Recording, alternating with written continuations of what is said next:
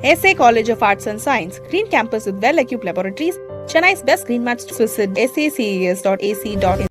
பழனிசாமி தலைமையிலான அதிமுக இப்போது 2 துண்டாக உடைந்து நிற்கிறது.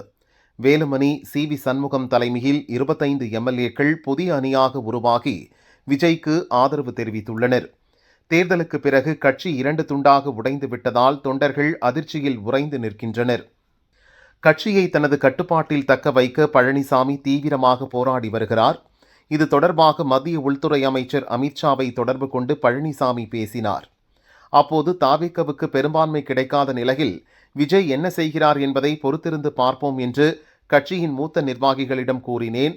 ஆனால் முன்னாள் அமைச்சர்கள் சிலர் தாவேகாவுக்கு ஆதரவளிக்க வேண்டும் என்று தெரிவித்தனர். உடனே நான் தேசிய ஜனநாயக கூட்டணியில் வெற்றி பெற்ற கட்சிகளின் தலைமையை சந்தித்து இது பற்றி பேசினேன். ஆனால் நம் ஆதரவை விஜய் விரும்பவில்லை. அப்படி இருக்கும்போது எப்படி நாம ஆதரவு அளிக்க முடியும் என்று போர்க்கொடி தூக்கிய முன்னாள் அமைச்சர்களிடம் கேள்வி எழுப்பினேன். ஆனால் அவர்கள் எதையும் காதில் வாங்கவில்லை. தனி அணியாக செயல்பட ஆரம்பித்தனர்.